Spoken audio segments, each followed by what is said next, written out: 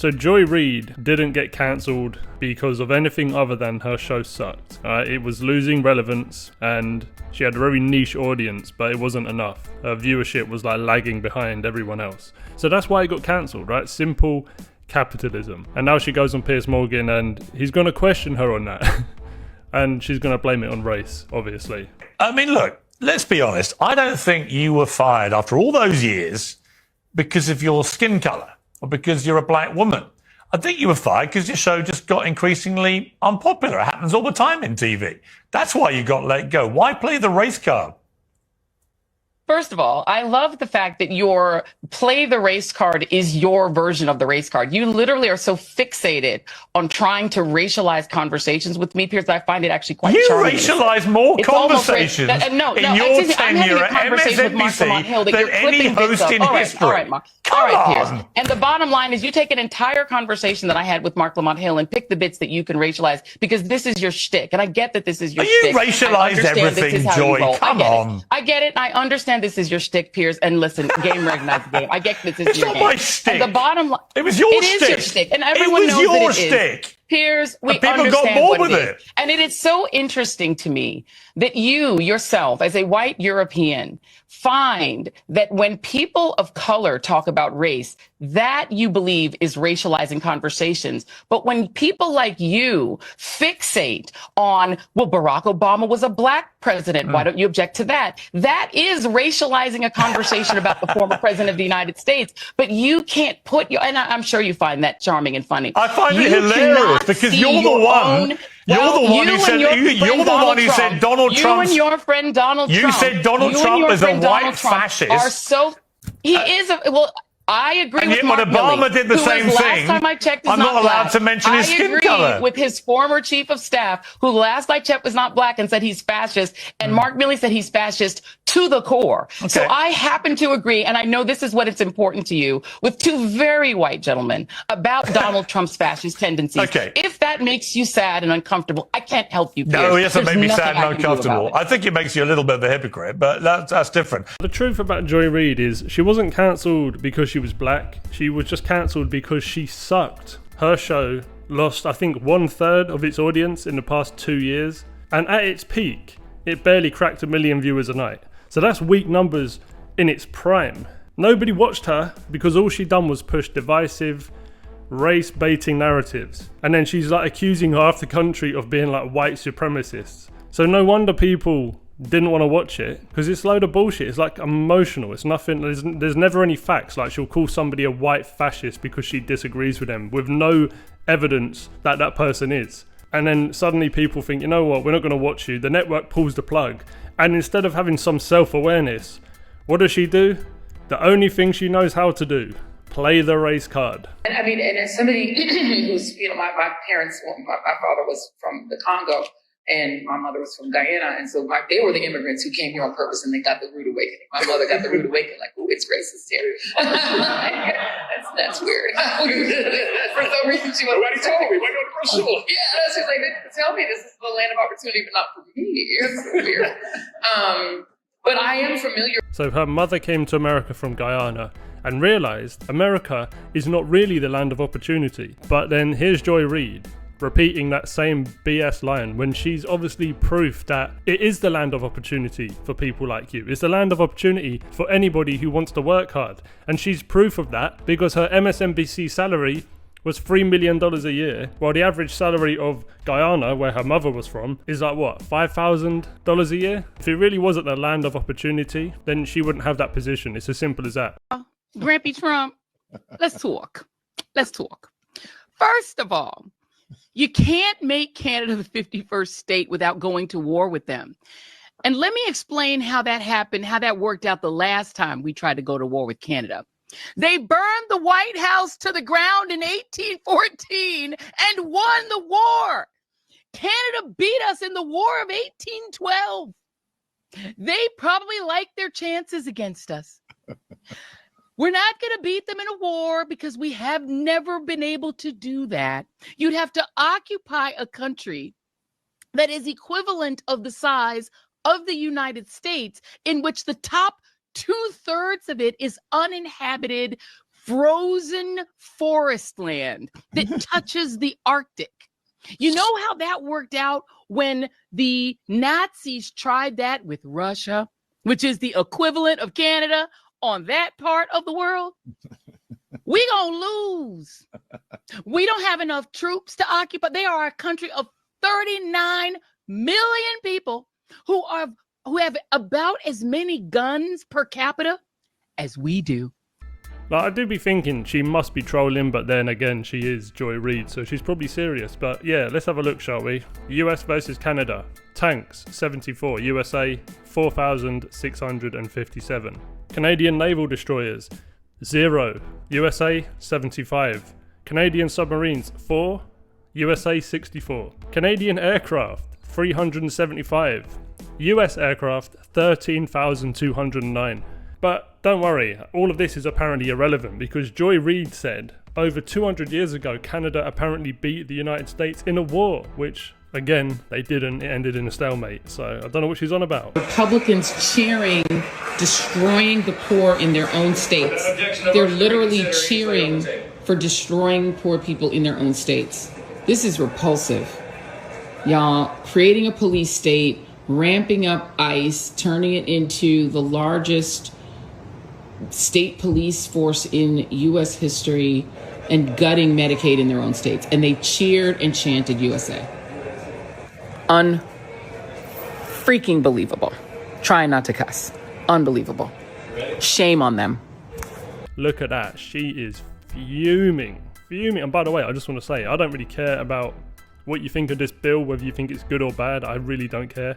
I just think it's hilarious how these liberals are reacting. This regime doesn't give a fuck if you die! These sick bastards in the House just passed their big, beautiful fucking bill, and it's full of cuts to Medicare, Medicaid, and SNAP. That means poor people, sick people, disabled people, hungry families. Apparently your survival is too fucking expensive. And Trump, he fucking violated a court order again. 12 migrants got deported to South Sudan, a country they're not even fucking from. No warning, no chance to speak, just ripped away like garbage, like their lives don't mean a goddamn thing. And now get this, Kristi Noem just revoked Howard's ability to enroll international students. Not just new ones, existing international students are being forced to transfer out. These students worked their asses to get out here, sacrificed everything, crossed oceans, carried dreams in their fists, targeted racist, nationalistic fucking bullshit. And ABC, they just told you to tone it down on Trump. Are you fucking kidding me? Tone it down while the country's on fire? No, we don't tone shit down. We scream. We shove the truth in their faces. We call Trump exactly what he is. A fascist, a criminal, a lying fucking tyrant. June 14th, we fucking mobilize nationwide. Loud, disruptive fears. This isn't a political issue. It's a fucking humanitarian emergency. We rise the fuck up and we do not stop.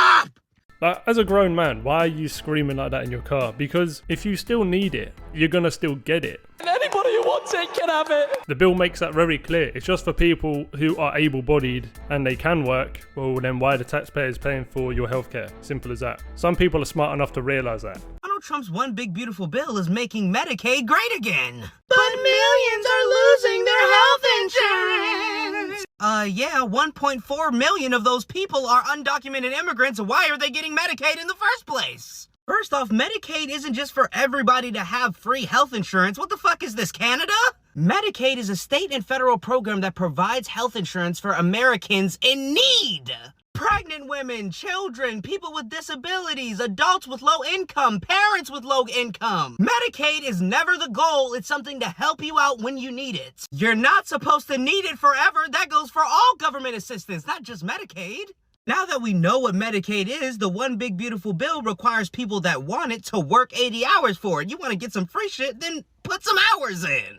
Also, because of Donald Trump's bill, if you have $1 million home, you can't be on Medicaid anymore. And why would you be? We know that Medicaid's for the needy. Do you think people with $1 million homes should be eligible for Medicaid? That doesn't make sense to me. Donald Trump doesn't want us Americans sitting on our ass collecting a check from the government. He wants you to go out and get it. Be great. I agree. Go chase after the American dream. Stop sitting bitching about government assistance. Go assist yourself. Keep it up, Donald Trump. Ow. There is so much to unpack with this bill, but y'all see the sweat starting to build up, so you know what that means. Let me know if y'all want a part 3 in the comments. But then you've got politicians like AOC being over dramatic, saying things like this. I think this is one of the saddest days in modern American history. This is the largest withdrawal and ending of healthcare in American history. 17 million people in our country, 17 million Americans in our country are going to lose their Medicaid. They're going to lose their ACA insurance. Small business owners are going to have their healthcare costs skyrocket. And people are going to have their SNAP and WIC cut back. People are going to go hungry. People are going to get sick. On a scale unlike anything we've ever seen. And all of it is just to finance tax cuts for billionaires and the wealthiest corporations who don't even need it. This guy makes a lot of sense. He says people need to understand that the Big Beautiful Bill is an existential crisis for Democrats. Their strategy for years has been flood the USA with tens of millions of illegal aliens, count them on the census, get dozens of extra House seats and electoral college votes, make the illegals dependent on wealth distribution from you and me, have them vote illegally, give them amnesty, have them vote legally. This was their path to power. But this bill, by funding the wall, ICE and cutting the handouts, is all coming undone. Definitely can be true.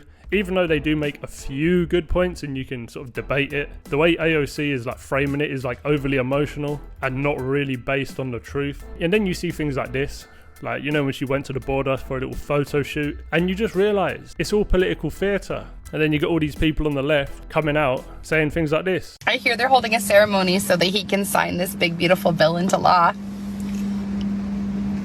Do you think it's going to be outside?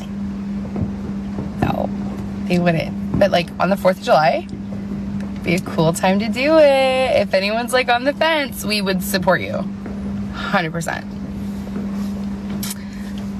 That'd be real nice. You're telling me that if the big, beautiful bill passes, I will lose everything. Well, it did pass and you still have all the same rights. I will lose the bottom surgery that I have been on a wait list for 2 years. Nope, you can still mutilate your body if you choose to. I will lose my testosterone. No, testosterone is still on the market. All gender-affirming care. No, there's still gender-affirming care in America. Gone. Just gone. Nope. And y'all are okay with that? We are okay with it because you, as the adult that you are, still have the right to go and mutilate your body if that's what you choose to do. We just aren't going to pay for it. You didn't lose your rights, you lost your welfare. And yeah, we're okay with that. Here's a reminder that the bill that just passed is going to hurt the disabled, the chronically ill, the elderly, children, and rural communities the most. Yeah, people are going to die. That's what they're doing. They are just saying that they don't give a fuck if people die, as long as they can line their pockets, as long as they can throw more money into ICE to make people disappear, as long as they can get another fucking yacht. So. Come shopping with me at Sam's Club as a recently unemployed wife to a family of 9 using EBT. Despite my best efforts to keep a budget, I absolutely failed. I went over by more than $100 at Sam's, and I'm sure I'll pay for that later in the month. But I didn't really have a choice in my defense because these kids depleted every single thing we had in the fridge, pantry, and freezer. My daughter decided that she wanted to play that little game where you go up and down the aisle and you point to something, and when the person says stop, whatever you land on is what you buy. She cheated. She wanted hot chips, so she changed it at the very last second. But whatever, I let her get what she wanted. And last but certainly not least, thank you to Sam's Club for giving us this pizza and this ice cream. for free. Okay, why is this 500-pound person telling me about her food insecurity and how she can't afford to eat or feed the 9 kids that she chose to have? This is what people get so sick and tired of seeing. If there were ever an argument for why taxpayers shouldn't be paying for obese people's junk diets, this is it. And don't come at me with, oh, it could be hormones, because I pay for your Medicaid too, so go get your thyroid checked. But don't film yourself stuffing your Sam's Club cart full of ice cream and muffins and Doritos and cramming pizza in your pie hole, and then tell me that you're incapable of working and I need to foot the bill for it or else you'll starve to death. Someone says, meanwhile, this teacher is living paycheck to paycheck, literally rationing my money, paying for your food stamps. So over this BS. Like, I get it, if you have kids and you can't work, you've got dependents, you need help from the government. But at the same time, it's like a catch-22 because people are purposely having kids so they don't have to work and then rely on the government. Crazy. Anyway, that's the end of the video. I'll catch you on the next one. Peace.